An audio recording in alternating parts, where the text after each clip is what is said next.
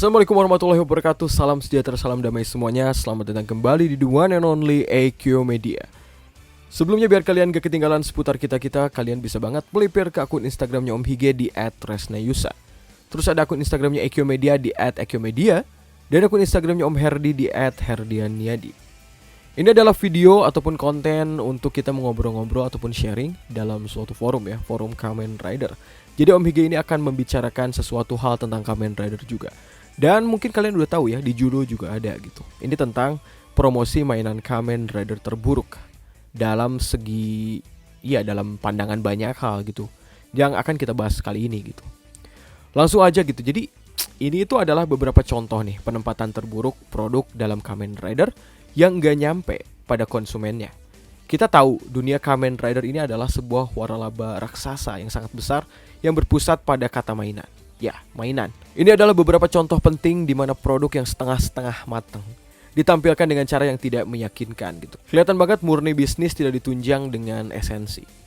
Daftar dalam list kali ini bukan hanya tentang item gimmick series maupun movie aja. Ada satu hal yang penting dalam daftar ini yang berhubungan dengan gimmick utama. Dan Om Hige menganggap itu sebagai bagian dari kesatuan citra Rider itu sendiri.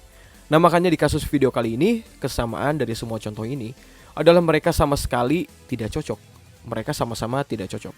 Ini adalah sudut pandang kita aja gitu. Meskipun benar tidaknya kita tidak tahu proses pastinya seperti apa. Dan mungkin benar aja guys gitu bahwa Bandai memang pada akhirnya adalah raksasa yang memunculkan ide mainan dan proses perubahan bentuk dari suatu form Kamen Rider. Jadi ide semua itu dari form, dari apapun memang intinya kayak pemikiran konsepsi dan lain-lain itu dari Bandai. Dan yang jadi mantap itu ini satu nih. Ini jadi tugas penulis naskah ataupun writer kita gitu untuk mengerjakan draft apa yang diberikan kepada mereka dari Bandai, dari pimpinan yang konsepsi form tadi. Sebagai contoh kasus, Gen Urobuchi yang dari Gaim pernah berkata bahwa betapa sulitnya menjadi penulis untuk acara ini, acara Gaim. Karena dirinya harus mengingat draft ribet dan memasukkan gimmick mainan ke dalam setiap ceritanya. Jadi turun draft, dia harus mencocok-cocokkan gitu ke dalam kasus-kasus di ceritanya. Saat kita melihat hal-hal seperti konsepsi build yang sangat brilian, Kamen Rider build, dalam menggunakan device dan bagaimana bentuk device itu muncul, ya terbesit banyak sekali tantangan untuk si penulis ini. Ini nih yang kita patut untuk kiranya memuji gitu para penulis ini karena telah bekerja dengan baik untuk draft apa yang diberikan kepada mereka. Nah, jadi ini yang terburuknya berbasis iklannya. Yang mana sih Om? Nah, ini dia. Pertama ini adanya kartu Kamen Rider build, ya. Kamen Rider build dengan cerita yang solid dan sebuah latar misteri yang cerdik dengan sosok Katsuragi Takumi digambarkan sebagai seseorang yang misterius dan menarik. Satu hal yang selalu menonjol di sini adalah video project build. Dalam shoot lamanya, Katsuragi di sini menjelaskan dengan sistem-sistem dan device tertentu untuk digunakan oleh Kamen Rider build. Nah, di sini dia menggunakan sebuah trading card game. Nah, kita bisa lihat ini adalah kartu asli khusus yang dibuat untuk game arcade Gunba Rising, yang didasarkan awalnya ini pada model kartu Rider lama dari Kamen Rider Decade. Bandai dan Toy Company ini membuat cukup banyak kartu Gunba Rising dengan gaya tersebut. Menurut kami sih, dan menurut beberapa forum ya, ini kami juga nggak sendiri pendapat kami. Jadi kami itu menghimpun dari Reddit, dari forum-forum artikel, dari beberapa situs web juga. Nah, jadi sangat disayangkan aja, Kamen Rider Build ini adalah serial di mana nuansa science fiction yang begitu ketat hadir di sini. Di mana bentuknya, device, sistem, kekuatan sebagian besar dijelaskan dengan sains. Jatuhnya kalau gimmick di sini malah menggunakan kartu Gunba Rising yang notabene aktif digunakan oleh para konsumen bocil di Jepang. Kesan tersebut jadi nggak sinkron dan memudar. Ya kan, seserius sains mungkin nggak cocok aja gitu kalau misalnya itu hanya untuk promosi dari kartu Gunba Rising itu sendiri. Sudah ada draftnya bahwa Gunba Rising harus ditampilkan di series ataupun beberapa movie-nya. Jadi ya yowes, dipaksakan masuk gitu. Ya elah Om, cuma gitu aja jadi masalah. Ini namanya fans gitu ya, yang memperhatikan. Ini bukan kritik gak jelas, kami banyak memuji di sini. Cuma ya kami juga memang membeli gitu kartu Gunba Rising. Tapi dengan promosi seperti ini sangat disayangkan. Mengerti nggak? Kalau kita semua nggak cinta Kamen Rider, mungkin nggak akan dibahas kayak gini gitu. Selanjutnya ada Tulip Hopper dari Kamen Rider Game. Lock Vehicle adalah konsep yang keren. Pada dasarnya Om Hige juga sangat suka. Meski mereka tidak mendapatkan banyak fokus setelah pengenalan item ini pada episode kedua. Sebuah hal yang menarik di sana adalah Gaim dengan Sakura Hurricane, sedangkan Baron adalah Rose Attacker. Rider lain sisanya hanya mendapatkan salinan dari kedua item ini. Dan itu cocok-cocok aja gitu dengan karakter tersebut.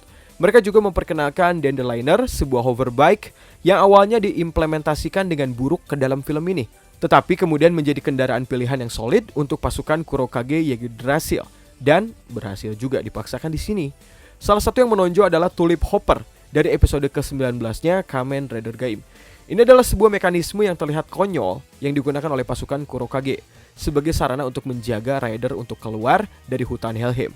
Item ini diperlakukan sebagai sebuah device tangguh dengan beberapa kemampuan yang berbeda-beda tiap itemnya. Yang paling relevan adalah kemampuan untuk membuka crack hutan Helheim sesuka hati dan juga mengirim para rider ke sana. Nah, Gaim dan Baron dengan cepat mengatasi Tulip Hopper di episode yang sama, dan Tulip Hopper sepertinya nggak muncul lagi setelah itu.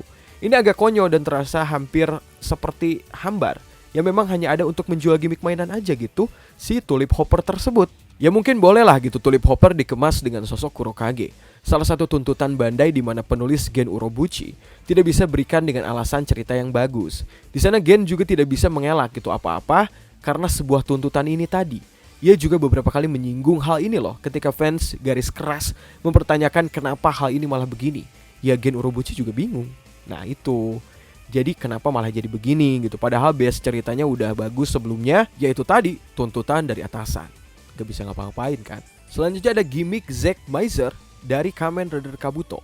Yang ini selalu muncul sebagai salah satu ide Kabuto yang cukup wadidaw. Zack Miser ini adalah salah satu senjata yang meluncurkan objek seperti lusinan drone mini yang dimodelkan dari Rider Sector. Zack Miser ini lalu mengerumuni targetnya ataupun musuhnya sebagai pengalih perhatian. Meskipun bukan sebuah ide yang buruk dalam konsep, hal itu nampak terlihat menonjol secara gamblang. Ini adalah senjata acak yang muncul beberapa kali dalam seriesnya. Ini adalah gimmick mainan yang muncul di Kabuto dengan proses iklannya yang terkesan memaksakan di sini. Andai aja penggunaan Zack Miser ini dikemas lebih bagus lagi. Yaitu tadi kalau draft udah muncul sebagaimana disiapinnya juga oleh penulis, tetap aja Bandai Toy Company ini dan kali ini Shirakura lah yang punya kuasa penuh atas kontrol Kamen Rider, tetaplah hasilnya seperti ini. Kita nggak menolak loh item ini jangan muncul di series gitu, tapi base-nya atau penempatannya itu ya mungkin sangat disayangkan gitu. Kami juga nggak bisa nge-pressure penulis juga pusing kan. Ya itu tadi gitu, kayak seharusnya di Bandainya sendiri memang lebih dipikirkan aja gitu. Selanjutnya ada Shudoran Kamen Rider Kiva. Shudoran adalah kendaraan pelempar pelet raksasa. Fangaya yang kalah dan meninggalkan energi jiwa yang kemudian dikonsumsi oleh Castle Doran. Ada satu episode di mana Castle Doran melawan Sabat. Sesama monster CGI dan dikalahkan sampai Shadoran muncul.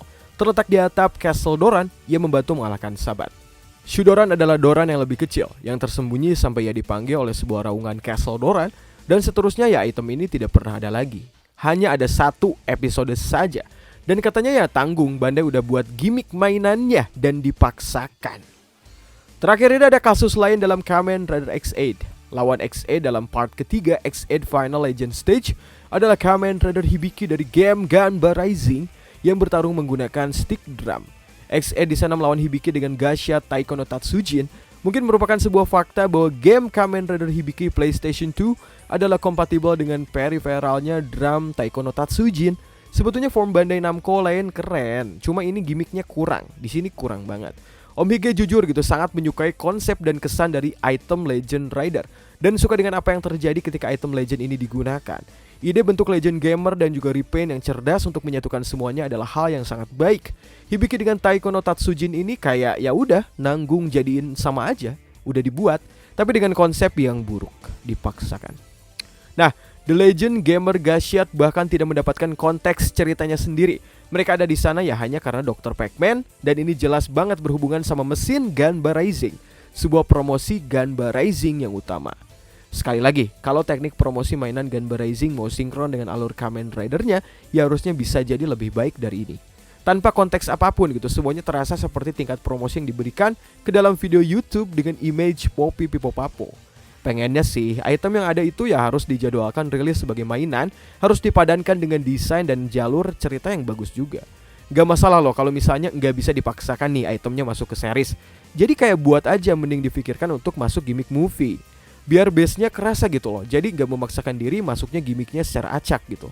Di luar konsepsi premium Bandai ya. Soalnya apa gitu, imbasnya jadi gak nyampe ke fans. Nah ini, orang-orang jadi gak notice hal itu. Penjualan Legend Rider juga kan terbukti menurun.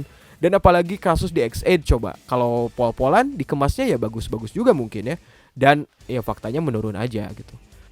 Nah, kasus ini pun sempat jadi bahasan di beberapa forum, kayak di Reddit, di Twitter, bahkan yang notabene toko fans luar sering bahas hal seperti ini. Ya ini bukan ketidaksukaan, hanya opini dan kecintaan kami pada Kamen Rider. Ngerti kan? Lah om terima aja kan fans gini cuma ya emang lu bisa buatin enggak gitu, enggak. Mikirnya gini.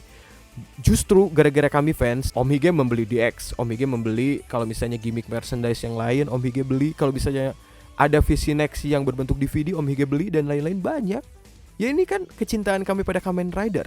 Jadi ya kami berhak mengkritik kalau misalnya itu tidak nyampe ke kami. Gitulah. Kalau misalnya kami tidak peduli ya kami nggak akan bahas. Titik. Nah menurut kalian gimana?